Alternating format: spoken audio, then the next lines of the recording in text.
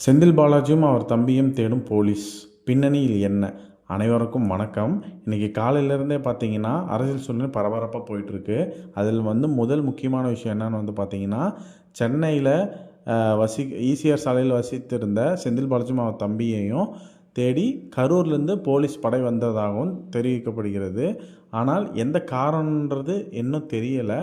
ஆனால் ஆல்ரெடி பார்த்தீங்கன்னா செந்தில் பாலாஜியும் அவர் தம்பியும் ஜாமீனில் தான் இருக்கிறாங்க.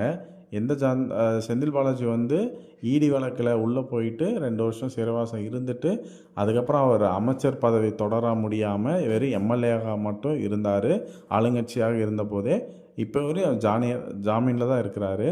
ஆனால் இது இடி அம்சதா என்னன்றது தெரியல. அவர் மேலே முக்கிய 3 வழக்குகள் இருக்கிறது. ஒன்று பார்த்திங்கன்னா இடி வழக்கு இருக்குது. அதாவது அவர் அதிமுக ஆட்சியில் அமைச்சராக போக்குவரத்து துறை அமைச்சராக இருக்கிறப்போ அரசாங்க வேலை வாங்கி தரதாக கூறி பலரிடம் பல மோசடி தந்தார். அந்த பணத்தை திருப்பி தந்துட்டார். இருந்தாலும் அவர் மேலே அந்த கேஸ் இருக்கிறது.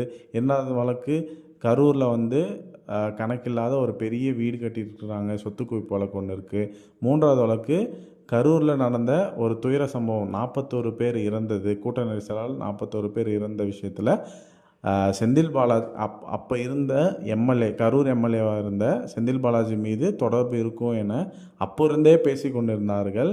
அதற்காகவும் இந்த விசாரணை செய்கிறதுக்காக வந்திருக்கலாம் அப்படின்றது தெரியுது. ஆனால் இது சென்ட்ரல் ஒன்றிய அரசால் அனுப்பப்பட்ட போலீஸா என்று தெரியறதுக்கு முன்னாடி இது கண்டிப்பாக மாநில அரசு தான் செய்யுதுன்றது தெரியுது. ஏன்னா அமைச்சர் ஒரு பகீர் ப்ரெஸ் மீட் ஒன்று கொடுத்தாரு. ப்ரெஸ் மீட்டில் என்ன சொன்னார்னு பார்த்தீங்கன்னா, கண்டிப்பாக செந்தில் பாலாஜி கைது செய்யப்படுவார் அப்படின்றத தெளிவாக உறுதியாக சொல்லிட்டாரு. அது எவ்வளோ ஊழல் நடந்திருக்கு, எந்த மாதிரி நடந்திருக்குன்றத வருங்கூடிய காலத்தில் துறை வாரியாக வெள்ளை அறிக்கையில் நாங்கள் சொல்லுவோம், அது கொஞ்சம் எங்களுக்கு டைம் மட்டும் தாங்க அப்படின்ற மாதிரி ப்ரெஸ் கிட்ட கேட்டிருந்தார். ஆனால் கண்டிப்பாக செந்தில் பாலாஜி கைது செய்யப்படுவார் விரைவில். இவர் ஆளுங்கட்சியில் திமுக அரசு ஆளுங்கட்சியாக இருக்கும்போதே அமைச்சர்களில் இடம்பெற்றிருந்தார். அப்போதே ஒரு ப்ரெஷரில் இடி ப்ரெஷரால் அவரை கட்டாயமாக சிறைவாசம் சென்றடிச்சாங்க. இப்போ அவர் வெறும் எம்எல்ஏவாக மட்டும்தான் தொடர்கிறார்.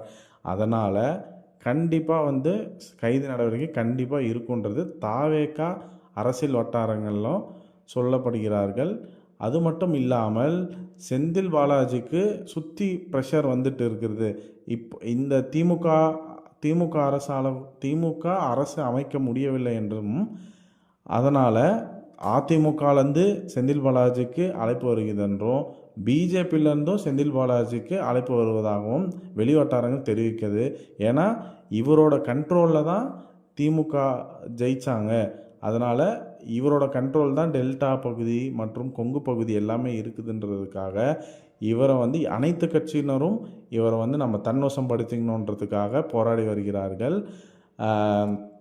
இவர் கண்டிப்பாக கைது செய்யப்படுவார் என்று தான் இந்த உறுதியாக தெரிவிக்கிறது. மேலும் இதுபோல செய்திகளுக்கு நீங்கள் சேனலை சப்ஸ்கிரைப் பண்ணிக்கோங்க. நன்றி, வணக்கம்.